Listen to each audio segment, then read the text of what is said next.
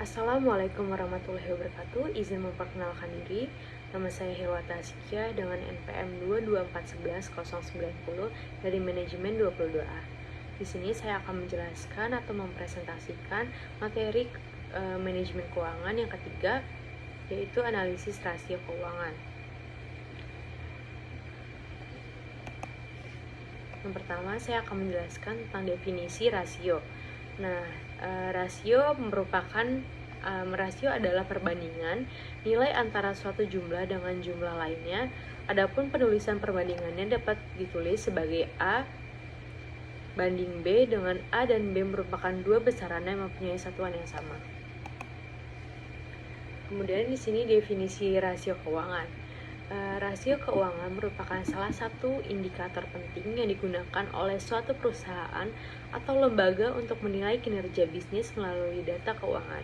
Selain untuk mengukur sehat atau tidaknya keuangan suatu perusahaan, rasio keuangan kerap kali dijadikan sebagai acuan dalam mengambil keputusan dan mengevaluasi kinerja yang ada. Kemudian, rasio keuangan adalah salah satu alat analisis keuangan yang dapat menjadi tolak ukur atau parameter dalam menilai kinerja suatu perusahaan, khususnya dalam efisiensi penggunaan sumber daya serta pengelolaan keuangan. Rasio keuangan dihitung melalui beberapa komponen penting yang ada pada laporan keuangan seperti laba rugi, arus kas, neraca, dan sebagainya. Selain menjadi tolak ukur dalam menilai kinerja perusahaan atau bisnis, rasio keuangan yang disebut juga sebagai financial ratio seringkali digunakan sebagai data pendukung dalam pengambilan keputusan. Dengan data ini, pihak manajemen dapat memprediksi langkah yang tepat dan sekiranya terjadi di masa yang akan mendatang.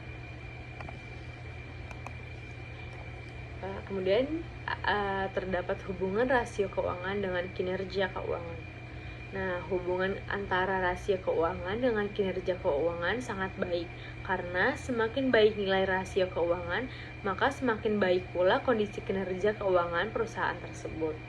Begitu pula sebaliknya, dengan melakukan evaluasi terhadap kinerja keuangan, maka kita mampu mengetahui tingkat kesehatan suatu perusahaan, dan penilaian kinerja keuangan dilakukan dengan menggunakan analisis rasio keuangan.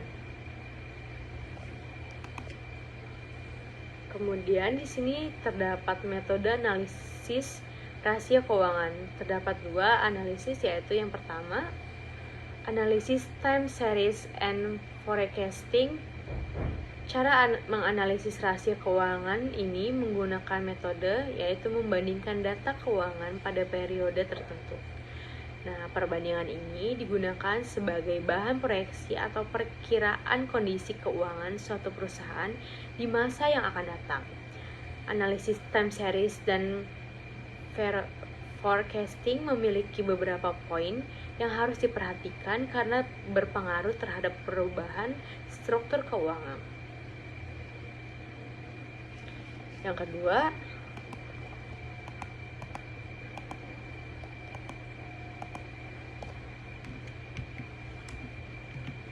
kedua ada analisis common size.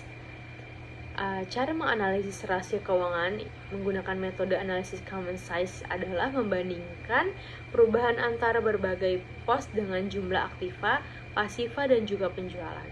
Hasil perbandingan analisis ini disajikan dalam bentuk presentase untuk setiap komponen dalam laporan keuangan, baik neraca maupun laba rugi. Cara menganalisis rasio keuangan dengan metode ini menggunakan suatu perusahaan memperoleh informasi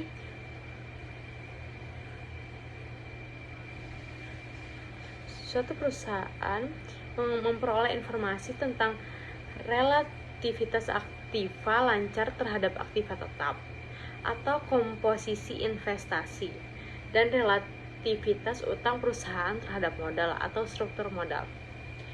Nah, pada analisis common size ini dapat digunakan perusahaan untuk berbagai penilaian, baik dalam membandingkan laporan keuangan periode sebelumnya dengan saat ini maupun membandingkan kompetitor dan perusahaan sendiri.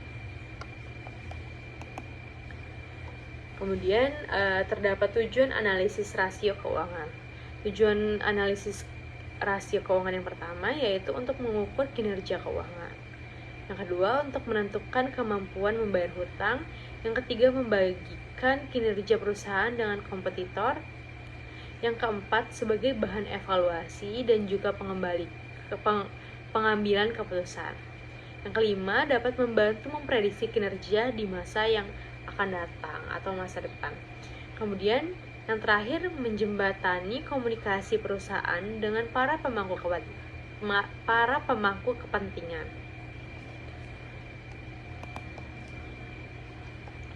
Kemudian di sini saya akan menjelaskan jenis-jenis rasio keuangan.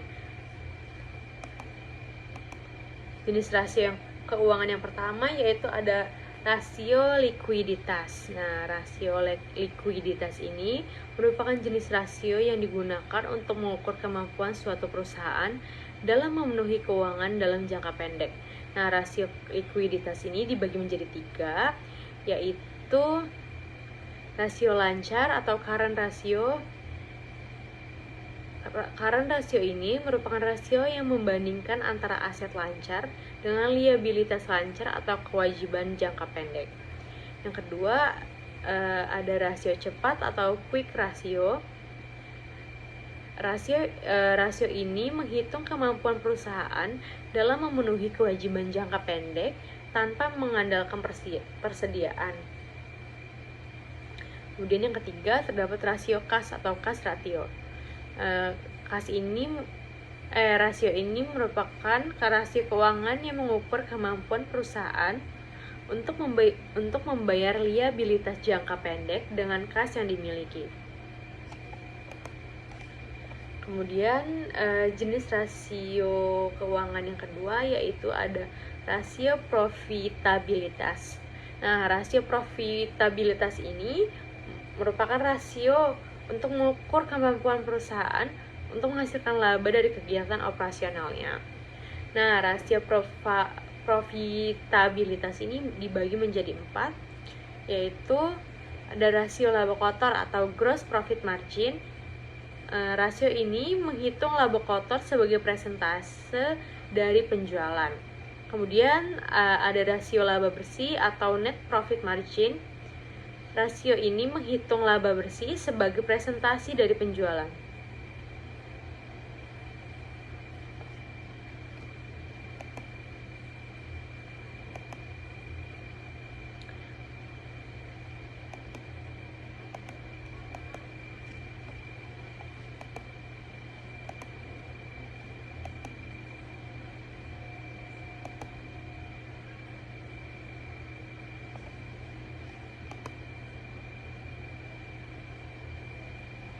Kemudian yang ketiga ada rasio laba operasi atau operasi income ratio.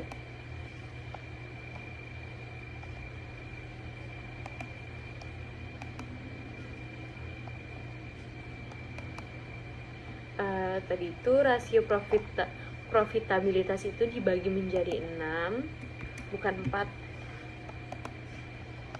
Kemudian ada pengembalian modal sendiri atau return on equity. Nah, rasio ini menghitung laba bersih sebagai presentasi dari ekuitas atau mengukur kemampuan perusahaan dalam mendapatkan laba bersih berdasarkan ekuitas yang ada. Kemudian ada return of investment atau ROI. Rasio ini menghitung jumlah keuangan yang berhasil didapatkan oleh perusahaan untuk menutup biaya investasi yang sudah dikeluarkan.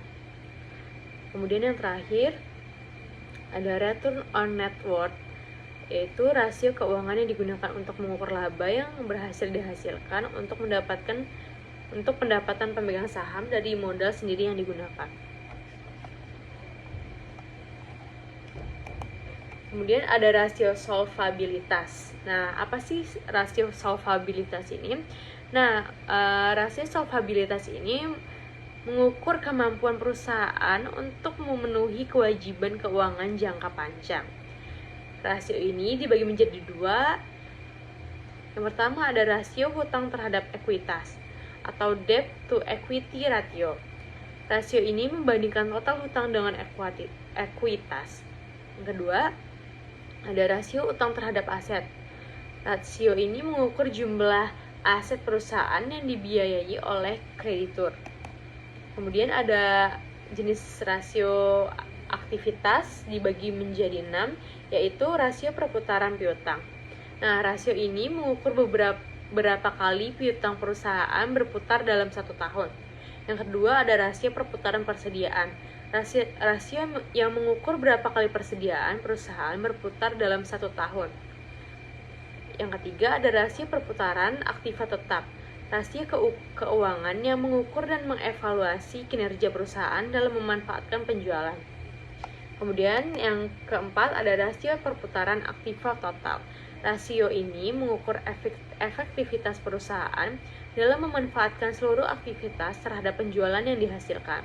Yang kelima ada rasio perputaran rata tagihan.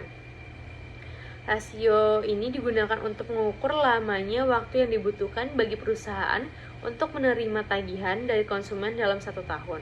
Yang terakhir, terdapat rasio perputaran modal kerja. Rasio yang digunakan untuk mengukur tingkat perputaran modal kerja bersih dengan membandingkan aktiva lancar dengan hutang lancar terhadap penjualan selama satu periode. Baiklah, itu saja yang dapat saya sampaikan. Kurang lebihnya saya mohon maaf.